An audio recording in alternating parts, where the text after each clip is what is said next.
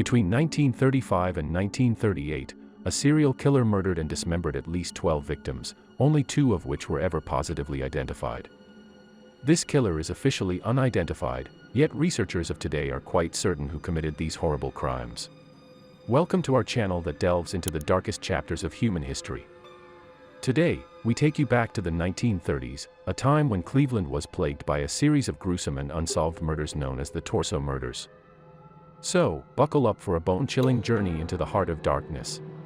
In the 1930s, life in the United States was undeniably tough. In the Great Depression, Americans suffered financially. Lifestyles suffered as well, and as the ability to support oneself and one's family diminished, shanty towns appeared across the country. The landscape of Cleveland changed in response to the Depression. Cleveland's poorer neighborhoods soon began creating their shantytowns, but none were as dangerous as the Kingsbury Run neighborhood. It was in Kingsbury Run that a series of disturbing murders took place.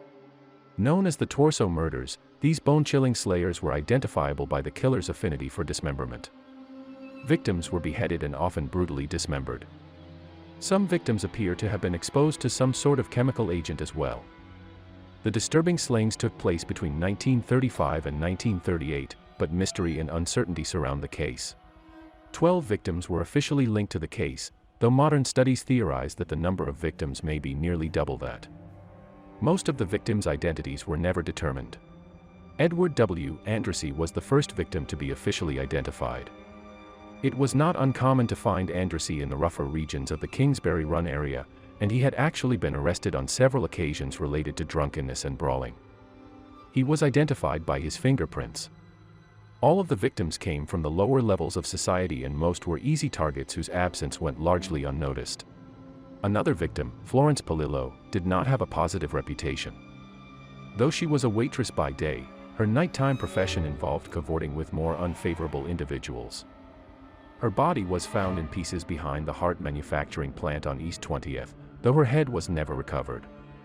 The really disturbing piece of the story is that despite the brutality of the murders, the killer was never caught. Early one morning in Kingsbury Run, 2 young boys discovered the head of a white male wrapped in a pair of trousers close to the East 55th Street Bridge. The next day, Cleveland police found the body of the 20-some-year-old man the next day dumped in front of the Nickel Plate Railroad Police Building.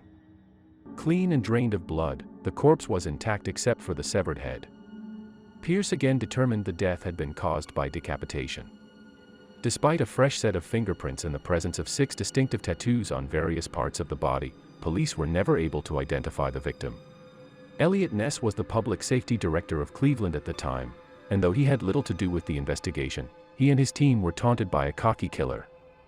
The murderer went southwest far as to place human remains near Ness' office in City Hall. The Lady of the Lake, an unidentified victim found in Lake Erie, has been suggested to be one of the Torso Murderers' victims. A series of dismembered bodies found in Pennsylvania have also been proposed to have been linked to the Cleveland slayings as well. Some have even suggested that the infamous Black Dahlia murder was committed by this Cleveland killer. Several suspects have been identified, but nobody has ever been formally charged. Suspect Mike Borich was taken in for questioning. He, along with the likes of Francis E. Sweeney and 52-year-old Bohemian bricklayer Frank Dolezal, fit the profile of a seemingly sane man with a spectacular knowledge of anatomy or butchery. The investigation into the Torso Murders, however, was overflowing with corruption. In July 1939, County Sheriff Martin O'Donnell arrested Frank Dolezal for the murder of Flo Polillo. Dolezal had lived with her for a while, and subsequent investigation revealed he had been acquainted with Edward Andrassy and Rose Wallace.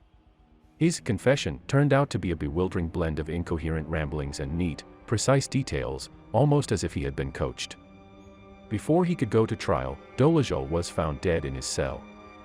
The 5'8" Dolezal had hanged himself from a hook only 5 feet 7 inches off the floor. In post-mortem analysis, it was discovered that Dolezal had 6 broken ribs, an injury which his friends and family say was not pre-existing. Many believe his confession was beaten out of him and that he actually had no connection to the case.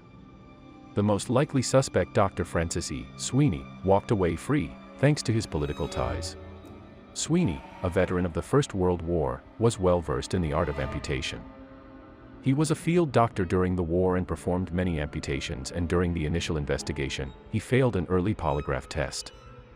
However, he was related to Congressman Martin L. Sweeney, who also happened to be related to the investigating sheriff through marriage. After the demolition of Kingsbury Run and an intensive investigation, the killings eventually ceased. Some theorize that the 1950 murder of Robert Robertson, a brutal slaying and dismemberment on Davenport Avenue, may have been the killer's final victim, many years later. The Kingsbury Run murders, also known as Cleveland Torso murders, remain one of the most perplexing cases in our nation's criminal history. Rumors abound as to who may have been the killer. One thing is very clear: Eliot Ness had a suspect who he believed was undoubtedly the killer. This suspect continued to taunt Ness for years after the killings had stopped. All official police records on this case have been lost, destroyed, or removed. Despite years of interest and intensive investigation, the killer remained anonymous and many of his victims remain unidentified. Today, the murders that took place during Depression-era Cleveland still haunt the city. Despite our impressive and colorful history, Cleveland has a dark side that continues to haunt locals to this day. Have you ever heard of this heinous crime? Thank you for joining us on this dark journey into the past. If you found this episode intriguing, don't forget to like, subscribe, and hit that notification bell for more chilling tales from history. Until next time, stay curious, stay vigilant, and never forget the shadows that lurk in the pages of history.